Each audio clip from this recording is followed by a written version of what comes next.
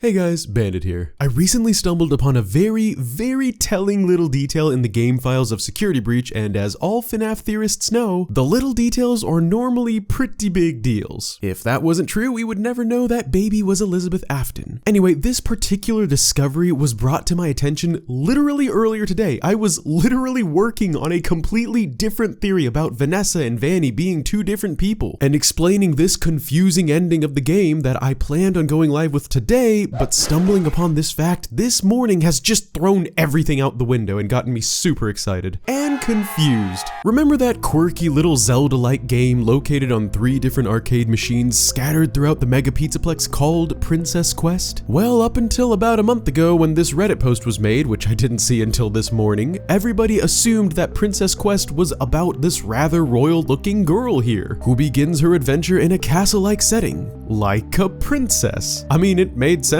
right? But that Reddit post revealed to us that according to some file diving, this character, this golden girl venturing bravely through the darkness fending off evil rabbit abominations, has a name. It's Cassidy. You heard me. As in Golden Cassidy Freddy of the 5 original murdered children from the original missing children's incident who were all murdered in the 80s by serial killer William Afton. And to top things off, in her Princess Quest appearance, she is literally golden. I know, this is crazy. So how is this supposed to make sense now? See, the only thing to do in my opinion is start over and piece together things related to Cassidy over the franchise one by one. And I'm pretty sure we'll see that the resulting answer is pretty simple once we do. To recap and refresh everyone's memory of the names of the missing children's incident or MCI kids, since it has admittedly been several years since all of this was brought to light, the names of the original kids were Gabriel, Fritz, Susie, Jeremy, and Cassidy, who possessed the animatronics Freddy, Foxy, Chica, Bonnie, and Golden Freddy respectively. Also keep in mind this is only according to the games and not taking the novels into account, which only really serve to kind of shuffle the lore around a little bit and rarely give us any straight answers as far as the game's lore is concerned. All of the children's spirits except for Golden Freddy's were released from their animatronic prisons at the end of FNAF 3, when you see their masks in front of you no longer glowing, which they were in the bad ending, indicating that they have found their peace at long last due to the events leading up to the good ending. However, if you contrast the good ending with the bad ending once again, you'll notice that there is a Freddy mask behind the 4. That would be the 5th animatronic Golden Freddy, whose eyes are lit up just like the rest of them. But in the good ending, though the 4 animatronic masks in front are cleansed of spirits, the 5th one behind them is missing. Golden Freddy, Cassidy, is not yet at rest. This is speculated to be because Cassidy is the vengeful spirit, extremely angry at Afton for his murders, the one who he should not have killed. But we'll get to that in a sec. Speaking of Afton, after he burns at the end of FNAF 3, he somehow survives as shown by this cutscene from Sister Location, which ironically you have to complete a custom night under the preset Golden Freddy to unlock, hint hint, although Golden Freddy himself does not actually appear in the game. It does, however, seem to connect the two and foreshadow some lore. Fast forward to the Pizzeria Simulator, or FNAF 6, which featured Afton once again showing up as Scraptrap, having survived burning previously as Springtrap. At the end of this game, Afton's ex-partner Henry Emily burns down the location, presumably killing Scraptrap and Michael Afton and Baby and Molten Freddy and Lefty and himself, which would have been a really nice ending to the series, all things considered. But, you know, popular money-making franchises never really die. Anyway, to bring this back to Cassidy and Golden Freddy, it is widely speculated that after these fiery events transpire, Cassidy may have prevented William Afton from dying completely so that she could torture him for all eternity in the hell known as Ultimate Custom Night, where we actually play as the murderer Afton himself. This is seemingly proven by many of the animatronics speaking to the player character as if they are resentful against him, often saying hateful things and making references to, quote, the one you should not have killed. I am remade,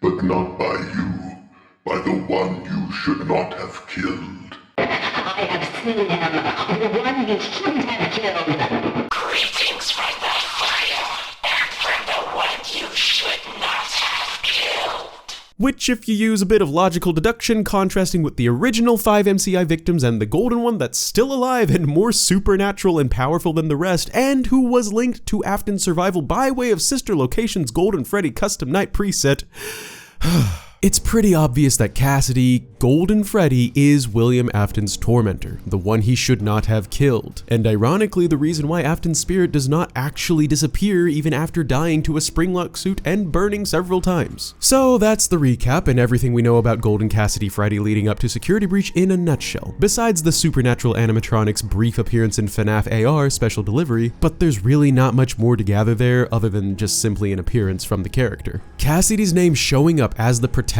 character in the Princess Quest games could actually work since we don't have a confirmed ending to Golden Freddy yet. So obviously it was clear to all of us that we would be seeing the entity again, right? The question is, of course, how is this Golden Freddy and what is the connection between Golden Freddy and Vanni of all people, who has a completely different backstory relating to Afton? As far as Cassidy getting somehow uploaded into a digital game goes, that's something that's left up to complete speculation at this point, and I'm pretty sure we have like literally nothing to go off of. But my personal headcanon for this is that Golden Freddy somehow had its circuit board scanned into either the Fazbear virtual environment or one of the arcade games, since the Princess Quest minigame does actually appear in Help Wanted Mobile. But that's neither here nor there, so let's switch gears and talk about Vanni real quick.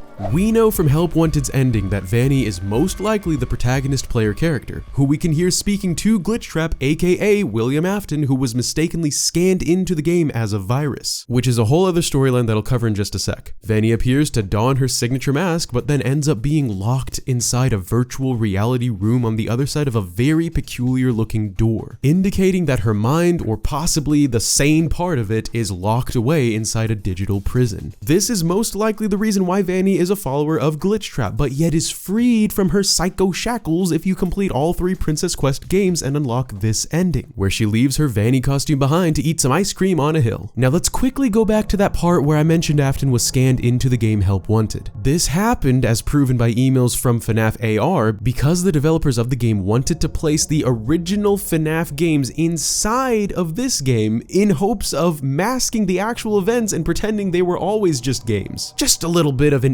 in-universe lore retcon event, if you will, and hoping to expedite the process of development and therefore save on time and resources, they began to scan in the circuit boards of the old animatronics to their system, one of which was the burned remains of Scraptrap. But even though Scraptrap was burned and unusable, it still had the spirit of William Afton bound to it due to Cassidy's desire to torment him and not let him go. And when the broken-bodied Scraptrap circuit board was scanned in, it gave the spirit of Afton attached to it a new body, if you will, in the form of Fazbear's virtual environment, giving him free roam within the digital world, leading to Vanni's corruption and the events of Security Breach as a whole. Oof. And what makes this even worse and connects it to Cassidy is the fact that, most likely, this would not have happened if Cassidy would have just released her rage and allowed William Afton to move on, like her friends did. But her unbridled, unholy anger towards her murderer prevented her from allowing this, and thus William Afton's resurrection as Glitchtrap and the furthering of the Five Nights at Freddy's storyline is all Cassidy's fault. And I'm not pulling this out of thin air either. This is more or less confirmed by a tiny little character known as Old Man Consequences, who first appeared in FNAF World but ultimately came back with lore implications in Ultimate Custom Night. In the game, if you set every animatronic level to 0 but Old Man Consequences to 1, you'll eventually get a pop-up of the character fishing on screen. If you press the button to catch the fish and do it properly, you'll be transported to a different minigame. You play as what is unmistakably a Freddy Fazbear icon, which, given the game we're playing, presumably means you're playing as Golden Freddy Cassidy, though it's not completely confirmed due to everything being monotone, but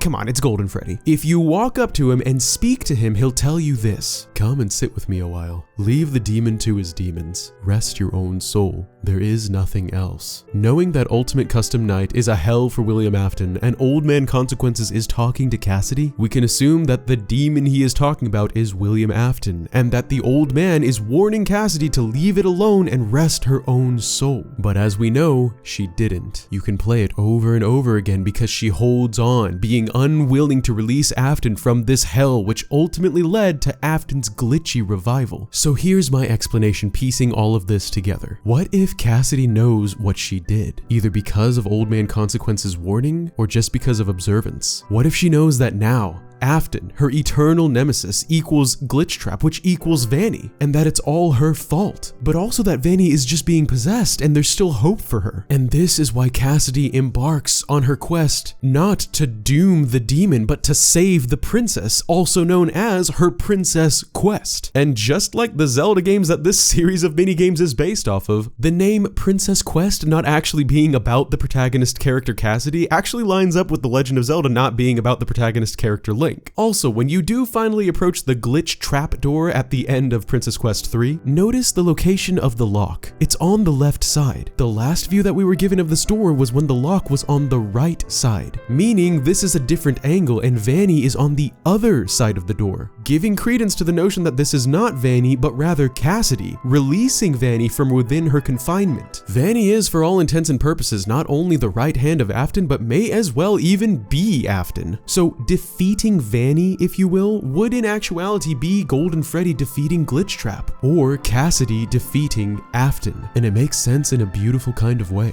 Now, whether or not this means Afton will stay dead, I'm not sure. It's possible that at the time of releasing Vanny from her prison, Afton may have already been transferred into Burntrap. And it also depends on which ending of the game is actually canon. But until something else is revealed to us by way of DLC and we're able to confirm or deconfirm everything I talked about in this video, this will remain just my theory. But what did you guys think? Is Golden Freddy, Cassidy, the savior of Vanny and defeater of Glitchtrap, redeeming her mistakes for keeping Afton alive? Or is this literally just another Cassidy with no lore implications whatsoever? Let me know in the comments below. Also, thank you so much for watching. The first FNAF video on the channel regarding the mysterious Client 46 from the Retro series was really successful in terms of my videos, and I wouldn't have been brave enough to try covering this franchise again if it wasn't for the great turnout. So thank you all so much for watching it. And if you haven't checked it out yet, I'll link to it in the description below. Please consider leaving a like if you enjoyed my second deep dive into FNAF lore, and subscribe if you haven't already to stick around for the next deep dive. Humongous thanks, of course, to my bandit crew, who are ultimately the reason I keep making these videos. And that's about all I had for this one. As always, I hope you have a wonderful rest of your day. This is Masked Nintendo Bandit, looking forward to seeing you next time and signing out. Peace!